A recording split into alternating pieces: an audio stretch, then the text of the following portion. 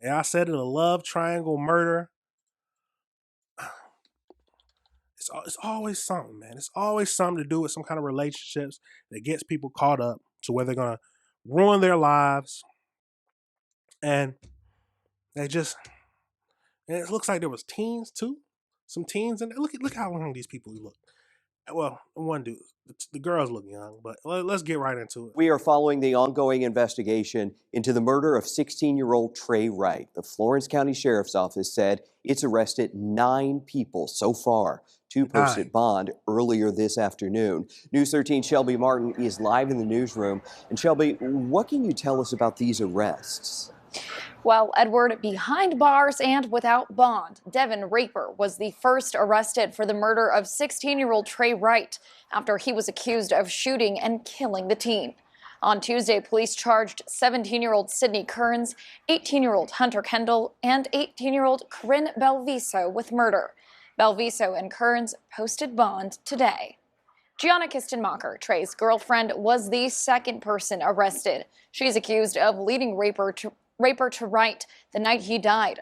The former cheerleader was released to home detention and cannot use the internet. We're told Belviso. Oh, back up. She said that I know I didn't hear that right. It said that his girlfriend led him to death. Come on now, let's back that up a tad bit. Today, Gianna Kistenmacher, Trey's girlfriend, was the second person arrested. She's accused of leading Raper to Wright the night he died. The former cheerleader was released to home detention and cannot use the internet. We're told Belviso was also a member of Kistenmacher's cheerleading team. A close friend of Trey's told News 13 Belviso, Kearns, and Kendall were bystanders to the murder. Major Mike Nunn with the Florence County Sheriff's Office said the 9 people arrested in connection with Trey's death are all between the ages of 17 and 19 years old. God. They were complicit in bringing the armed co-defendant Raper to the incident location, knowing that there would be a confrontation, and they knew that Raper had presented a firearm to the victim and made threats to shoot him, according to the arrest warrants. Nunn said one more person is expected to turn themselves in within the next few days. Now, according to officials, the decision to charge most of those defendants with murder was not taken lightly.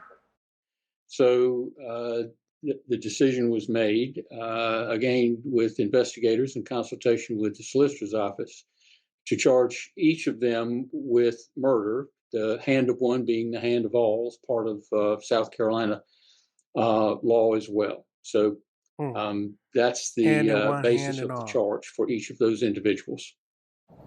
Nunn told News 13 there is video evidence from the night of Trey's murder. Now, we've asked for the video, but we were not able to get it. Raper's next court appearance is set for August 19th. Live in the newsroom, Shelby Martin, News 13.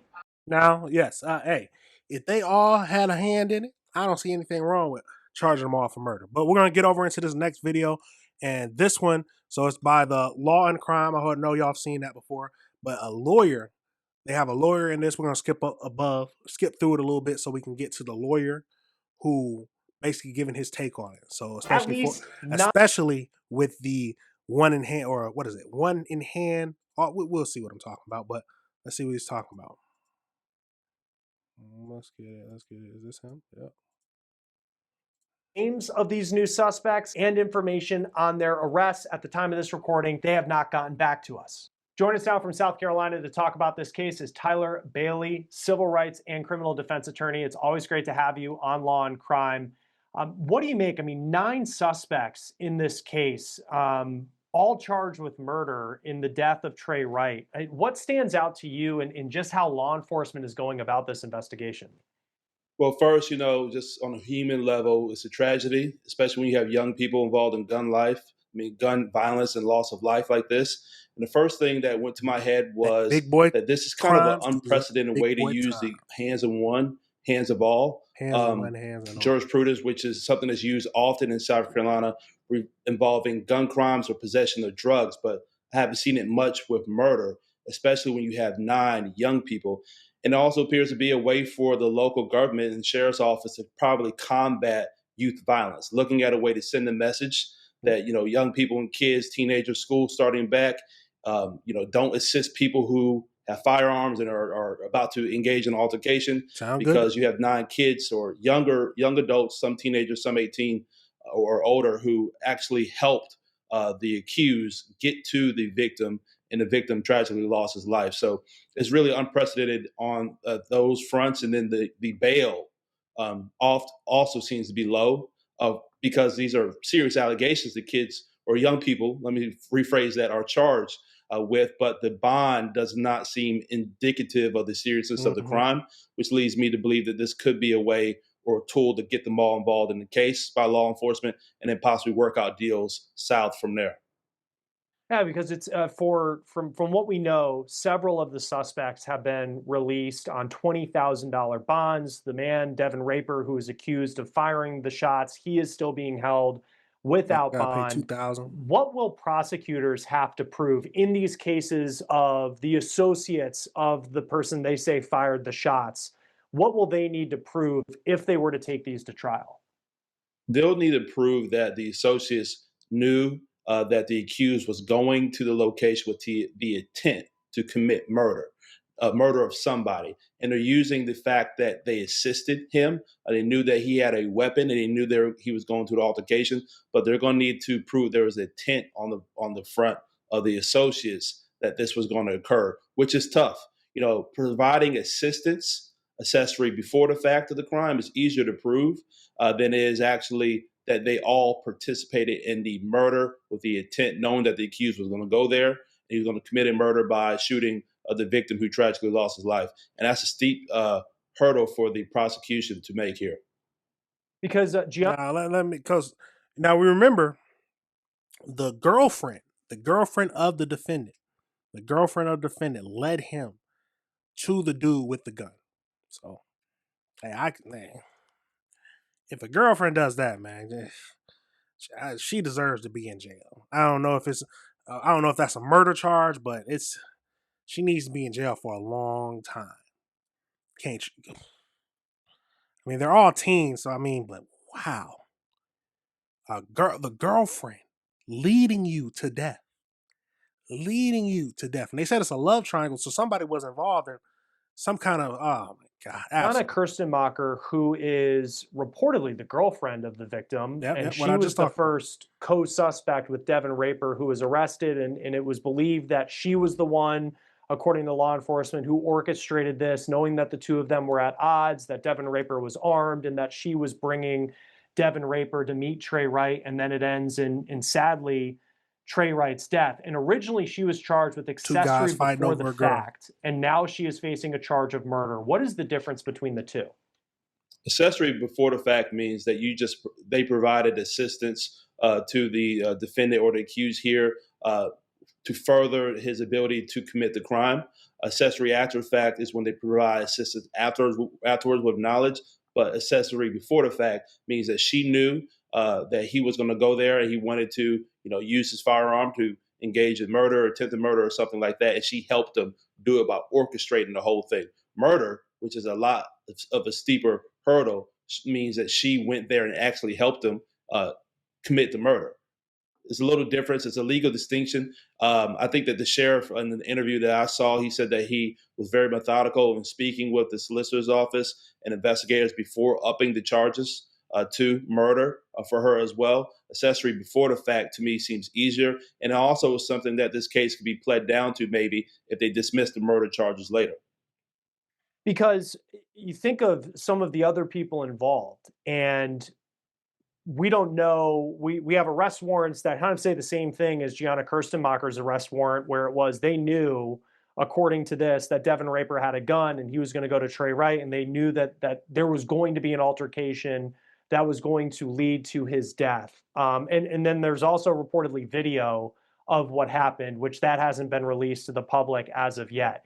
But in the case of Devin Raper, and he's accused of being the person who fires the shots, how much do the other cases, the 8 other people, does their case kind of hinge on Devin Raper? Because let's just say if he was able to be found not guilty in this for whatever reason, how does that That's a impact good then question.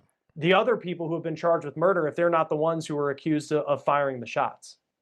It'll be nearly impossible to charge the others with murder if the accused is acquitted at trial or if this case is dismissed. I mean, the evidence seems to be pretty strong that he fired a gun and he killed the victim here, but the other ones are being charged for what we can see based off the warrants right now for providing the assistance and helping orchestrate the murder.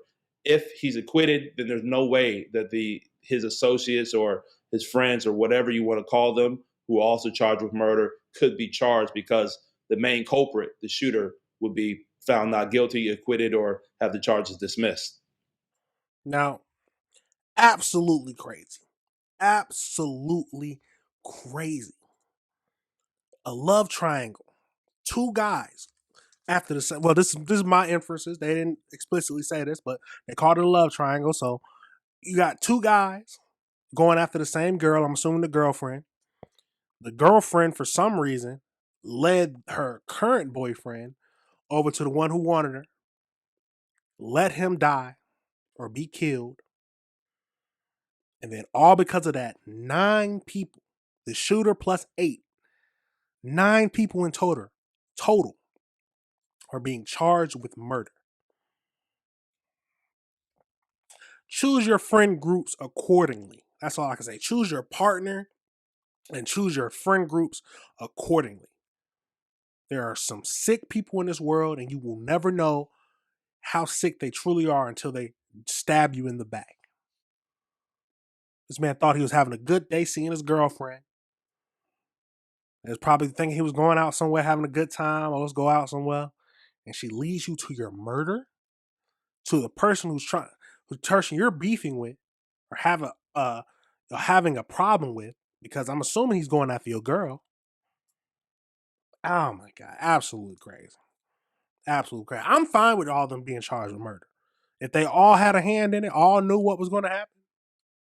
They said it was 2 bystanders or 2 people standing by. If they didn't know anything about it, then no, they shouldn't be charged with murder. But if they knew that he had a gun and knew that he going to threaten him or anything with the gun, yeah, nah. What you expect him to do when he pulls out a gun on somebody? Absolutely crazy. Absolutely wild. Tell me your thoughts. Do you think they all should be charged with murder? And how do you feel about the hands in one, hands in all law that we have in South Carolina? Absolutely crazy. It's yeah, man. Hey, big boy. What I say all the time: big boy crimes need big boy time. So none of that. I don't understand, but I do. I don't understand why they had such a low bail. They said it was $20,000, so $2,000 they had to put up.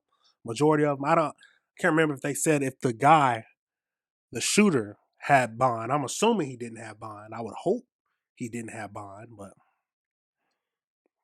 I don't know how I feel about the low bond. Maybe if they're co-conspirators, yes, but if you're going to charge them all with, well, I mean, hey, they most likely is going to go to a plea deal. If we're being honest, most likely is going to go to a plea deal.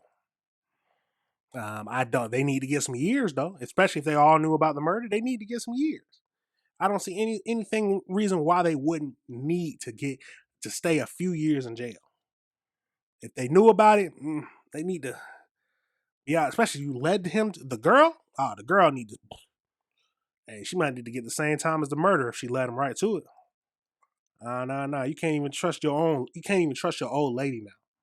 Can't even trust your old lady now.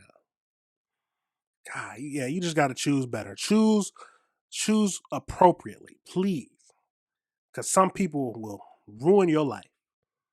Next thing you know, you're getting led into nowhere by the girl you think you care about, your girlfriend, just for you to meet up and get shot by someone trying to take her, and then you end up dying. And none of the people you thought was your friends was there to help you. Absolutely crazy. Absolutely wild. Tell me your thoughts on that.